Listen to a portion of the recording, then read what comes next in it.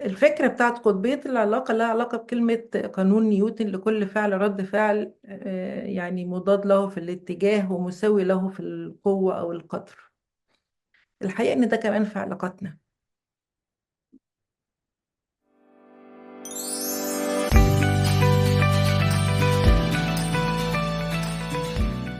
بسم الله. بسم الله الرحمن الرحيم. النهاردة عندنا سيشن صغيرة بمناسبة السنة الجديدة، بس كمان بمناسبة إن إحنا عايزين نغير فكرنا. يعني عايزين نتعلم ننسى السنة القديمة باللي فيها أو ناخد منها حاجة، وكمان ندخل بفكر جديد على سنتنا الجديدة بإذن الله. عايزة أتكلم النهاردة عن قطبية العلاقات، حاجة شوية فيها علاقة بعلم الطاقة، ولها علاقة كمان بإزاي نبقى متواصلين مع نفسنا كستات. آه، الفكرة بتاعت قطبية العلاقة لها علاقة بكلمة قانون نيوتن: لكل فعل رد فعل، يعني مضاد له في الاتجاه ومساوي له في القوة أو القدر. الحقيقة إن ده كمان في علاقاتنا. فأنا علشان أوصل ده، هشرح يعني إيه قطبية العلاقة الأول، وبعدين إزاي نتواصل مع نفسنا، وبعدين إزاي نقدر نوصل لأحسن حاجة فينا وإحنا بنفهم. هو موضوعين في بعض، ميكس كده. طيب، أول حاجة إيه فايدة أفهم يعني إيه قطبية العلاقة؟ عشان أعرف أتعامل مع الناس بغض النظر الناس دول مين: شريك حياتي، أهلي، عيلتي، نفسي. طيب، بما إن إحنا حياتنا كلها عبارة عن حاجتين ضد بعض، أبيض وأسود، سلبي وإيجابي، ذكر وأنثى، شمال وجنوب، فإحنا كمان هنبقى فاهمين نفسنا فين في العلاقة، وإمتى بنكون الذكر وإمتى بنكون الأنثى. طيب، الفكرة دي ليه؟ لان احنا بنتربى على ده، بنتربى على ان احنا اوقات بنتخلى عن انوثتنا او بنتخلى عن ذكوريتنا نتيجة التربية او نتيجة ثقافة مجتمع او نتيجة عدم فهم المعنى الكلمة نفسها. مش معناه انثوي يعني ست، لا. الطاقة بتاعتك ايه الفكرة؟ يعني ايه الناس عندها ذكورة عالية او انوثة عالية؟ اوكي. طيب، العادي ان الراجل عنده الذكوره او الذكوريه القطبيه بتاعته او اتجاهه القطبي عالي، والست عندها اتجاه القطبي الانثوي عالي، فبينجذب، وكل شيء منعكس بينجذب زي المغناطيس، فاحنا كلنا هذه الطاقه. طيب، والطاقه الانثويه الطاقه الذكوريه ملهاش علاقه بالجنس الانسان، لا علاقه بطاقته اللي بيتحرك بيها، مش جنسي، مش جنسه راجل او ست. لازم نميز الفرق اللي انا اقصده النهارده. طيب، احنا كبشر عندنا الاتنين. انا عندي الطاقه الذكوريه والانثويه، والراجل عنده نفس القصه، وانتي عندك نفس القصه، وكل العالم عنده نفس القصه. انما ايه المعنى بقى؟ القطبيه الجنسيه اللي انا اقصدها انه احنا بنتصرف ازاي، بنجذب بعض ازاي، بنتعامل مع بعض ازاي. في اي علاقه في العالم فيها جزء عميق اللي هو الانجذاب. ده بيتطابق على المعنى ده، بيتطابق على معنى مشاعري تجاه العلاقة دي ايه، انا دوري فيها مين. طيب، في العلاقات القطبية الذكرية او الشعور الذكري بيعتمد قوي على ان انا عايز حد يقدرني وعلى مجهوداتي عشان ابدأ اكمل في العلاقة. عايز تقدير دائم، عايز احساس بالتقدير الدائم. الست او العلاقة الانثوية عايزة تقييم اكتر لها كشخص، تقييم اكتر لهويتها كأنثى. احنا عندنا ده بيبان حتى في علاقاتنا بالناس. بما اننا احنا كلنا عندنا نفس الطاقة وعندنا ميكس ما بين الطاقة دي، ممكن تتفاوت في اماكن وتقل في اماكن، وتتفاوت في اوقات وتقل في اوقات، انا عايزة اعملها في العلاقة ونفهمها عشان نعرف نستخدمها. طيب، خليني اشرح شوية الطاقة الأنثوية. الطاقة الأنثوية من الطاقات اللي فيها إبداع وحركة وطاقة، وكمان عدم وجود حدود. عندي أحلام عالية، عندي انفتاح على العالم، عندي طاقة، عندي ابتسام، عندي عدم تحفظ، عندي رؤية مجنونة، عندي انطلاق لأفكار ممكن من غير ما أخاف من تأثيرها. دي كلها بنسميها طاقة أنثوية، لأن هي شوية قوي مرتبطة بالطبيعة زي الهواء والجو. تمام؟ طيب، عفوية يعني. كمان بتعتمد الطاقة دي بإحساسنا بنفسنا، بإن أنا عندي إحساسي الحدس بتاعي عالي شوية، بعرف أحس بالناس شوية، بفهم تجاربي بتأثر فيا أكتر من اللازم، بعرف أعبر عن مشاعري بشكل واضح، بعرف أكون عاطفية. دي الطاقة بتاعت الأنثوية، دي الطاقة بتاعت الست، الطاقة الأنثوية. طب ده معناه إن الراجل ما عندوش طاقة دي؟ لا طبعا عنده. الراجل الطاقة دي بس ما بيستعملهاش في مكان الشغل، بيشتغل في حتة بيشتغل بالطاقة بتاعت الوعي بقى والقوة والمكان، وابقى فاهم بخطط لإيه ومش بخطط لإيه. إنما ده مش معناه إنه لازم يبقى عنده ده بس، لأنه هيبقى عنده نص الحكاية، عنده الحاجات اللي بتقوم الحياة إنما اللي مش بتكمل الحياة. برضو احنا ما ينفعش يبقى عندنا بس مشاعر الانطلاق والرغبة والضحك والسعادة، وإن احنا حاسين باللي حوالينا وعندنا إبداع ورسم ورقص وفن، وما عندناش التخطيط. يبقى احنا كبشر لازم يكون عندنا الاتنين، بس نمزج الاتنين ازاي وامتى. طيب، يبقى دي الطاقة الأنثوية. الطاقة الأنثوية فيها غفران ورحمة وتعاطف ورعاية وعشق للطبيعة وتعاون ولطف. طيب، القطبية بقى الأنثوية دي، لو احنا افترضنا ان احنا اتنين عندنا قطب شمالي وقطب جنوبي، فاحنا نقول قطب أنثوي وقطب ذكوري. احنا نفس الشخص، احنا نفس الناس، ذكر أو أنثى. بتتميز بان هي عندها مرح واستمتاع باللحظه. يعني لما نشوف الراجل بيستمتع باللحظه، فهو ده القطب ده اشتغل عنده، او الشعور الانثوي او الطاقه الانثويه. طبعا الفكره دي جديده، لان احنا كمجتمع بنقول ان بندي اهميه قوي للقوه البدنيه او القوه العقليه اكتر من القوة الناعمة. في الغالب لا، الاتنين قد بعض، والاتنين لازم يكملوا بعض. ما ينفعش يبقى بني ادم قوي وغشيم ومش بيفهم يفكر، او ست قوية وما تعرفش تفكر، او ست ناعمة اكتر من اللازم ما تعرفش تحدد موقف. اتنين غلط.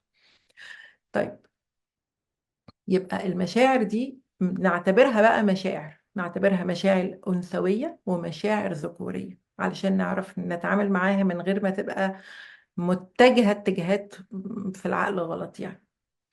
يبقى الإنسان المنفتح المرح، عنده مشاعر بالناس، بيحس بيهتم بالجوهر، بيعرف يراعي اللي حواليه، متعاطف رحيم، دي طاقته عالية. بيركز على الإشباع العاطفي، بيقدر الناس، يحس بالناس، يعرف يتواصل. مش منطقي قوي.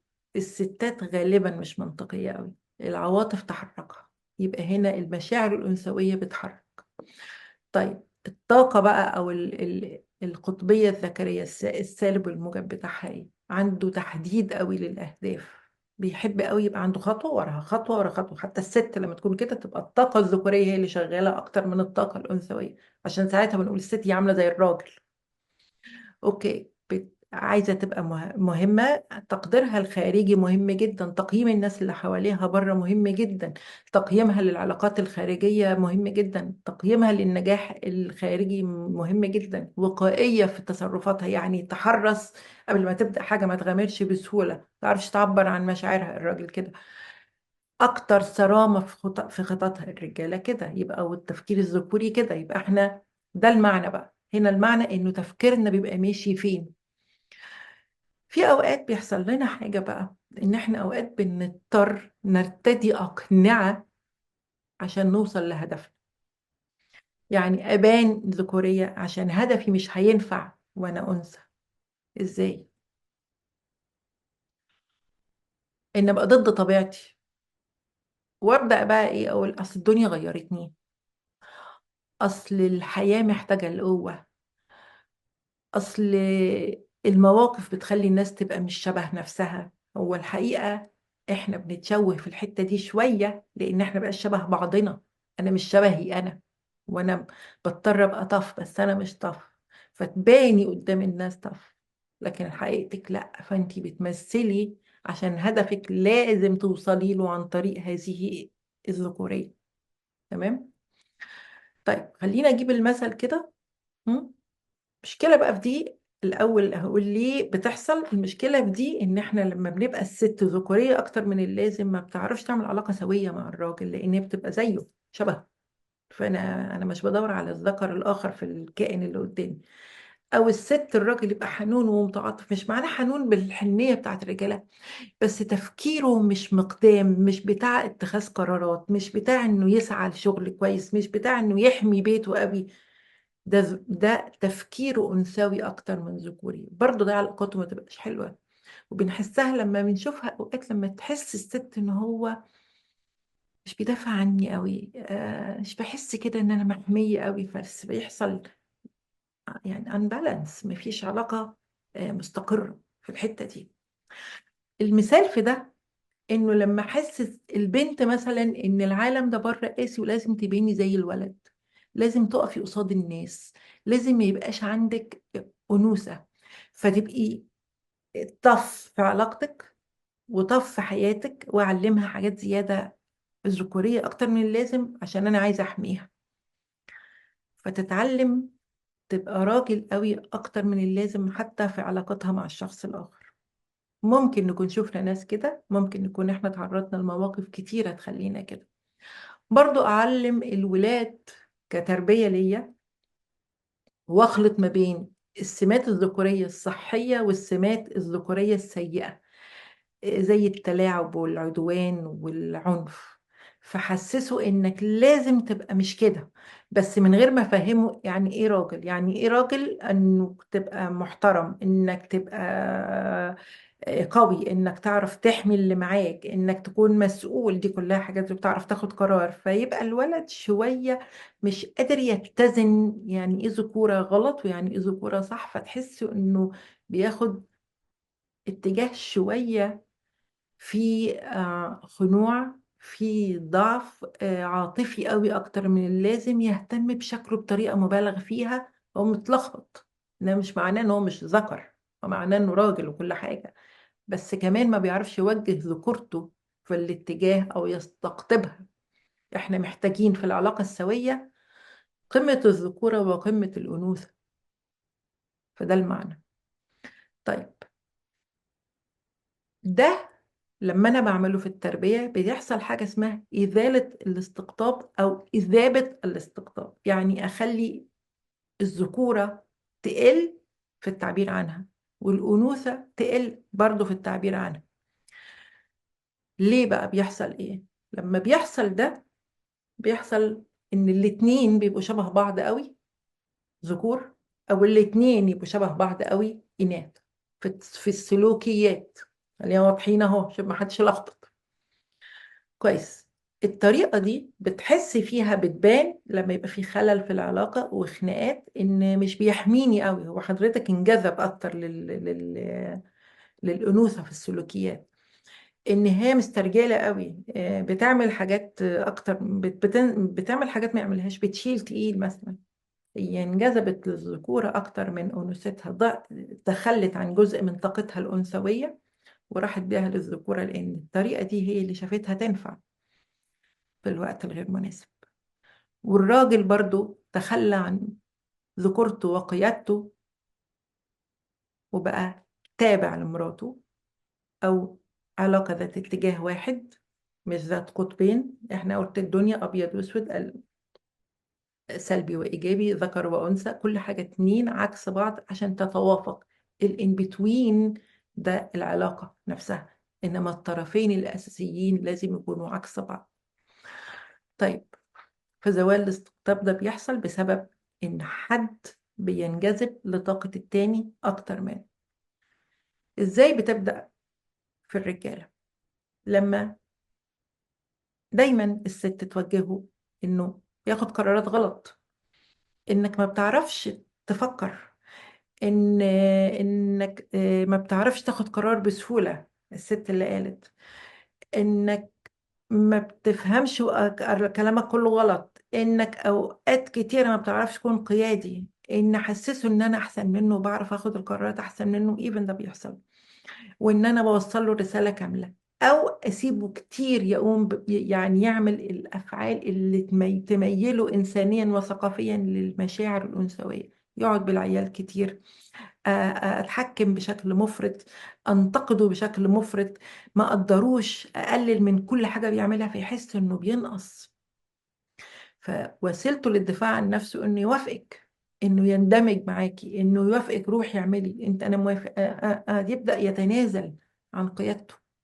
ساعتها بتدوري على القيادة انت بقى، بتقولي ما اللي هو فين، اشمعنى انا اللي بعمل، هو سايب لي كل حاجة. الحقيقة من البداية بتبقى عندنا احنا اني بنتقد ومش عاجبني، وانت ما بتفهمش، وانت ما بتعرفش، وانت وانت وانت. ده بقى كمان بتحسس بعدم الأمان. ده يا جماعة مختلف، خلينا بس نركز في الحتة دي مهمة، عن المشاركة.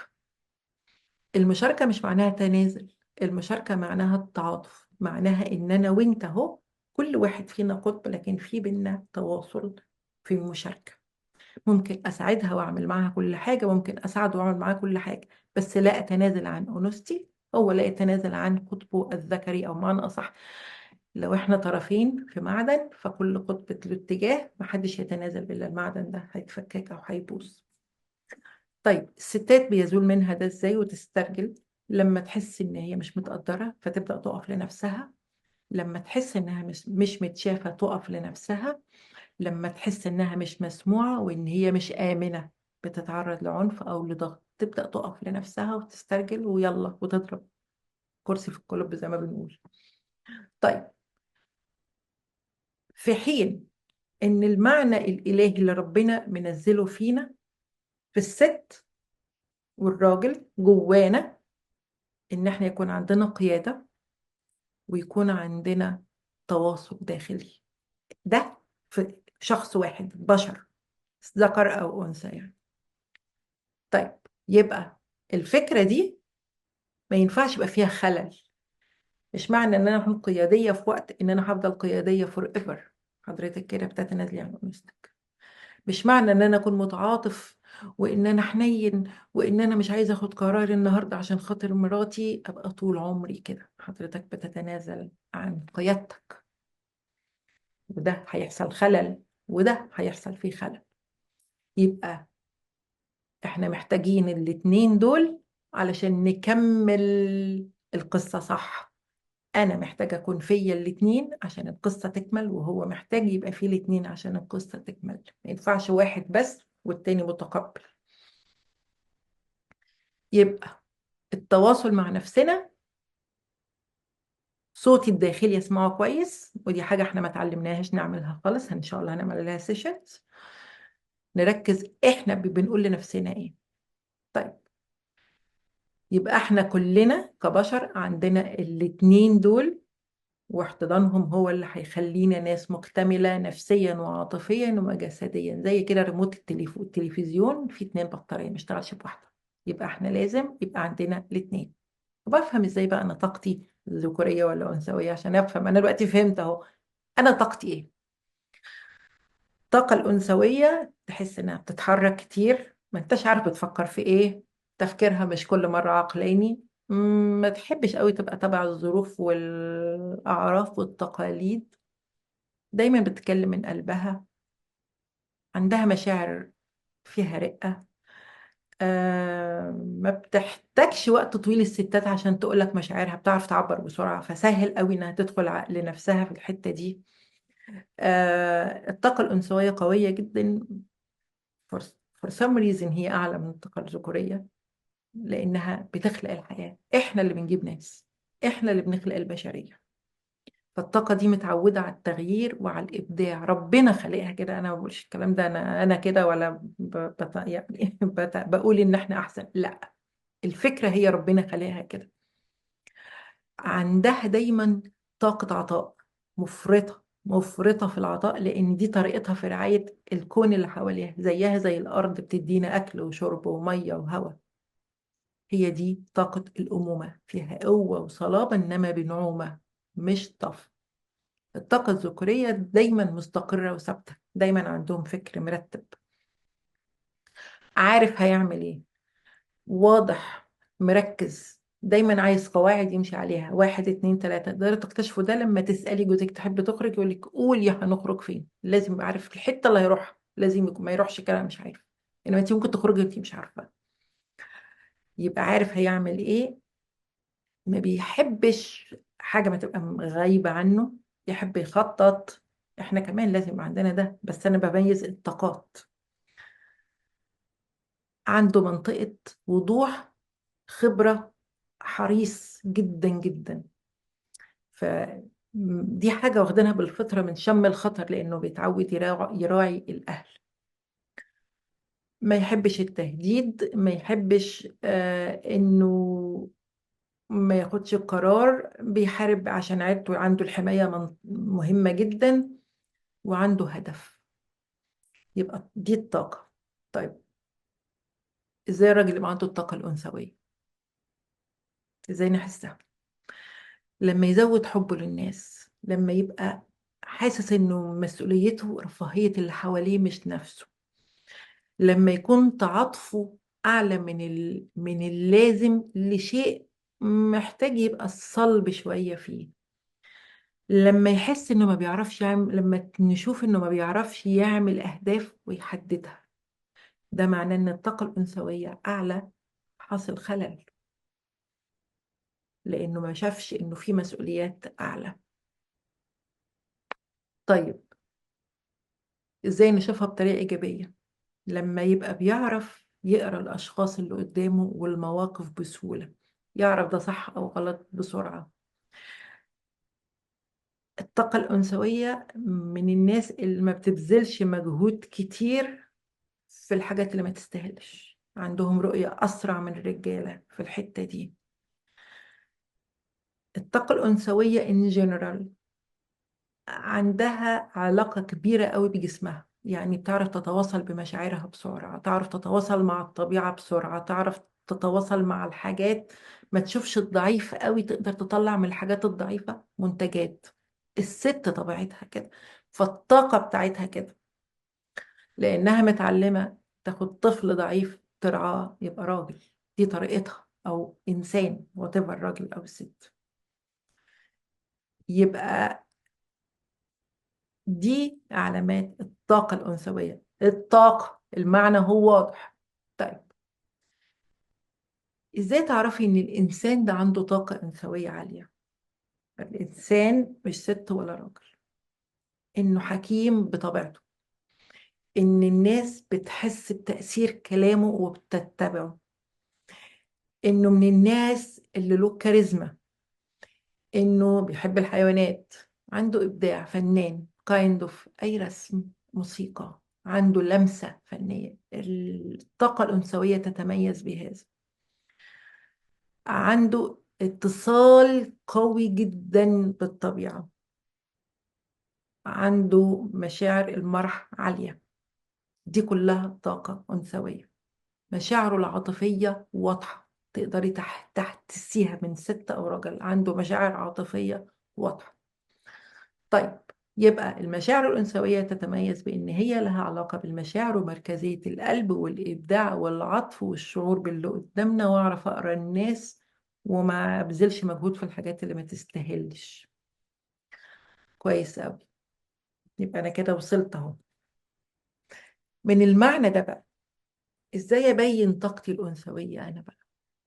أنا كست، طاقتي الأنثوية دي إزاي أطلعها في حياتي؟ اخلي اللي قدامي ازاي يبقى عنده طاقة ذكورية كذكر، واخلي اللي قدامي ازاي يبقى عنده طاقة أنثوية كأنثى. يبقى انا، لو انا عايزة اكون انا عندي طاقة أنثوية عالية، هتبان في طريقة ترتيبي للبيت. هتلاقي دايما بختار حاجات ناعمة. بحب الحاجات الفخمة شوية، بحب النوع ده من الزهور، بحب أبين نوع من الرفاهية في حياتي. ده ليه؟ لأن الست دايما بتبص على جودة الحياة، عشان كده بنسميها القوة الناعمة في العلاقة. جودة الحياة، الراجل ما يعرفش يبص على ده. لو جوه البيت هتلاقيه بيبص على الإضاءة، على الكهرباء، على البيت، على الباب. فدي الطريقة جوه البيت. بيحتاج ازاي تعرفي الجوانب الذكورية من الأنثوية في نفس الشخص، من طريقة تنظيمه وثقته وتوضيب المكان والوضوح في كل حاجة. عايز كل حاجة مترتبة بطريقة واضحة. الستات لا. طيب، ده لو جوه البيت وعايز اخلي طاقتي قوية او ابين الفرق ما بين الطاقتين. طب ازاي الست بتبين ان عندها طاقة ذكورية اعلى من العادي؟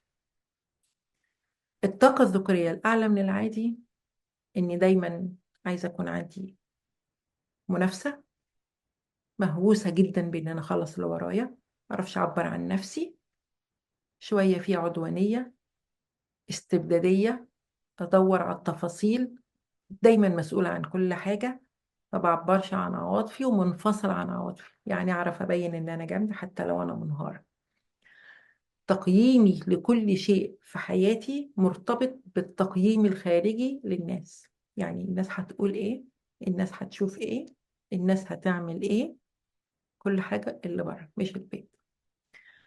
كمان ده لو أنا ذكورية في تفكيري، لو بنتقد نفسي أكتر من اللازم لأني مش على طبيعتي، فدايما في ناقد داخلي مش مريح. طيب، ده مش معناه ان الطاقة الذكورية وحشة ولا غلط، دي حاجة من جزء من هويتنا، انما التوازن هو اللي مهم. يبقى احنا كستات عندنا الاتنين، بس لازم يكون عندنا توازن في طاقتنا نفسها.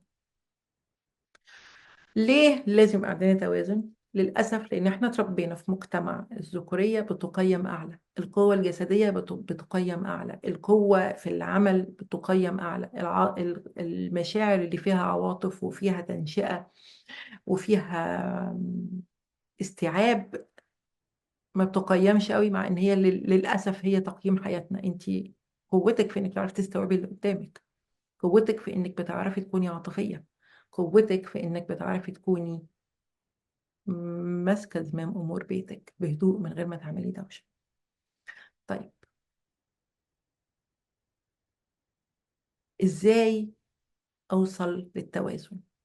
اول حاجه اعرف كل يوم انا بعمل ده ليه دلوقتي، مشاعري ده، المسؤولية دي لاني محتاجة اعملها ليه النهاردة، لازم اكون ذكورية شوية في سلوكياتي، ليه لازم احافظ على انوثتي في ذكورية في سلوكياتي، ليه محتاجة اركز في دي واخد قرار، ليه محتاجة اكون عاطفية. يبقى هنا التوازن، ما ادخلش ما بقاش واحدة بتاعت قرارات على طول او واحدة عاطفية على طول. يبقى انا هنا ده هيخلي علاقتي باللي قدامي صحية، وهحطه مكانه يتعلم هو كمان يبقى صحي. طيب، مع الشريك هعمل ايه؟ انا بقى ما اعرفش، انا دلوقتي بدأت اعرف في نفسي، بس انا هعمل ايه؟ اول حاجة اعرف الطاقة اللي انا عايزاها منه دلوقتي، عايزاه ياخد قرار ولا يبقى عاطفي. لو عرفت الطاقة اللي انا عايزة اخدها منه، هعرف الطاقة اللي لازم انا اطلعها. هي دي الفكرة. احنا الاتنين حاجة واحدة. انا انثى، هو ذكر، انا بوزيتيف هو نيجاتيف، او انا نيجاتيف هو بوزيتيف، وات ايفر. الفكرة الطاقة اللي انا عايزة اطلعها منه دلوقتي ايه. ما ينفعش اطلب منه طاقة ذكورية وانا طاقتي انا ذكورية. الطاقة بتاعته ما تنفعش تطلع الا في الوقت اللي انا احط طاقتي انا فيه. لو انا عايزاه يبان هو اللي بيسحب القرار، لازم اسحب نفسي واحط نفسي بره القرار وبره الطاقة الذكورية بتاعتي. اوكي، يبقى الاول احدد، ها، انا عايزه منه ايه في العلاقه، هو يكون مين في العلاقه، انا الاول اكون مين في العلاقه. اتنين، اتكلم معاه بوضوح العلاقه بتاعتي انا وانت، ايه اللي بيحصل فيها خلل، امتى عايزاك شريك، امتى عايزاك واخد قرار لوحدك، امتى عايزاك ما تاخدش قرار واكون انا اللي واخده القرار او انا ذكوريه في قراري. الحاجه التانيه، مش غلط ان احنا نبدل استقطابنا حسب ظروف حسب احتياج حياتي، انما الغلط الاستمرارية، الاستمرارية في دوري، الاستمرارية في التخلص من مكانتي، او الاستمرارية في اداء دور مش بتاعي. طب اوصل لده ازاي؟ ناخد وقت بعيد عن بعض بتعمد. يعني لازم في أوقات إحنا، وفي وقت أنا، وبوعي. وقت أنا ده مش معناه بس إني أعرف أركز وأعرف نفسي وأركز في أنوثتي وأركز في طريقة تفكيري، لأ، أنا كمان بديله المساحة إنه يعرف يوصل ويتواصل مع نفسه ويبعد ويفهم في حاجات بيعمل فلترة ليها. حلو قوي نبقى احنا، بس مش على طول. لازم تبقي مركزة قوي قوي في ان ما ينفعش احنا 24 ساعة. لازم انت تاخد قرار لوحدك، لازم انا اخد قرار لوحدي، لازم انا اكون بعيد شوية. ممكن اخرج بره البيت كمان شوية في اي حاجة بعملها، حاجة بتاعتي انا، عشان اركز على انوثتي غصب عنه يركز على ذكورته. كمان ازاي اعلي من الطاقة بتاعتي بقى الانثوية وانا قاعدة في حياتي؟ اولا، ده ما يتعارضش تاني اهو مع الطاقة الذكورية في حياتي أنا، في طريقتي أنا في التفكير. إنما في علاقاتي لازم تثبت. في علاقاتي ما ينفعش أتنازل عنها، لأن مخلوقة كده، مخلوقة أنثى، مش مخلوقة ذكر. بنشوف أحادية الموقف ده مع الست لما تبقى سنجل مام، بتبقى راجل وست. هو ده بقى الفرق. ما ينفعش يبقى في حد وأنا بعمل بالاتنين، أمال هو شغلته إيه؟ أوكي. طيب، عشان افضل بقى مركزة في طاقتي انا، اولا اتعلم استقبل المشاعر، اعلم اللي قدامي يعبر عن مشاعره. الست مخلوقة تستقبل مشاعر الحب، تستقبل مشاعر الامتنان، تستقبل مشاعر الشكر. ما اقولش لا مفيش حاجة، لا لا لا عادي، لا انا متعودة على الكلام ده من الحاجات اللي بتقلل انوثتك لانها مطلب نفسي. كمان نستعيد جمالنا الداخلي وجمالنا الخاص. ازاي ده؟ اني اركز مع نفسي واتواصل معاها. اتامل، يعني ايه اتامل؟ يعني اعمل لنفسي حاجه، وقت مقدس بعيد عن العالم. ممكن يكون الصبح بدري، ممكن يكون اخر اليوم، بس بتاعي. افكر فيه ايه عايزه اتصلح ليا، مش لغيري. وده مش معناه انك ست مهمله، ومش معناه انك ست مش مراعيه بيتك، ومش بالعكس، انت بتعملي ريتشارج عشان تعرفي تفكري كويس، او شحن. اكتشف الطبيعة. عايزة اقول لكم كلمة اكتشف الطبيعة دي مش معناه ان انا ننزل في مناظر طبيعية، ما هو مش كل الناس عندها مناظر طبيعية. يعني ايه اكتشف الطبيعة؟ يعني اركز يا جماعة، احنا ممكن نكتشف ان في اماكن في بيتنا بقالنا 100 سنة ما بصيناش عليها، اول مرة ناخد بالنا ان الحيطة دي شكلها كذا، او ان الفازة دي شكلها كذا، او ان المكتب ده شكله كذا. ده الطبيعة اللي حواليا بغض النظر ايه هي، اشوفها. تركيزي معاها بيخليني أبعد من العقل لجسمي، بيخلي عقلي اللي بيفكر في المشاريع والمشاكل والدنيا اللي حواليا دي ترجع، وأفكر في نفسي وأركز مع نفسي عشان أعرف أدي اللي حواليا.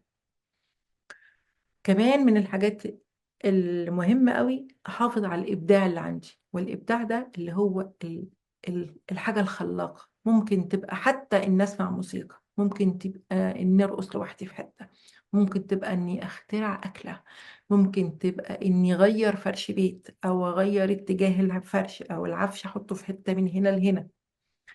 دي مشاعر إبداع، دي عدم قبول للوضع الحالي المستمر. فالإبداع البسيط ده بيخلي طاقتي أنا الأنثوية، وهتحسوا بيها لما تعملي حاجة وتعجبك، تقولي هتحسي إنك ست مسيطرة على أنوثتك. التعبير العاطفي، إن أتعلم أقول مشاعري من غير قلق. كمان التحول. ازاي التحول؟ لو عايزين تاخدوا بالكم في كل المشاكل الدنيا، دايما الست اللي بتعرف تجيب النظرة الجديدة، بتعرف تطلع من الأزمة حل، بتعرف تطلع من المشكلة الوحشة دي حاجة كويسة. الرجالة ما يملكوش، أو التفكير الذكوري ما يعرفش يجيب ده. فده بتحافظي عليه. كمان تحافظي على عفويتك ولعبك، وتعيشي في سلام. والسلام ده مش معناه إن مفيش مشاكل. إحنا بنعيش بالحزن عادي، بس مش في الحزن. نعرف نعيش حاجة مضايقانا بس مش جواها، هي جنبنا موجودة، بس مش عايشين ليها 24 ساعة. كمان نحاول نضحك، يبقى عندنا حيوانات لو بنحب الحيوانات، ونتواصل مع نفسنا ونراعي نفسنا. والحاجة المهمة اللي تكمل مشاعري كست، إن أعرف أنا بحلم بإيه وأمشي ورا حلمي، ما خافش منه، ما خبيهوش. كمان أحافظ على طريقة لبسي اللي تخليني راضية عن شكلي الأنثوي، أو حابة شكلي الأنثوي. أجمع كمان الناس اللي عندهم تفاؤل وبيحبوا الحياة، أحاول أقضي وقت حلو مع ناس، خروجة حلوة، شوية صور حلوة، أو أتطوع في حاجة كويسة. إيه فايدة التطوع؟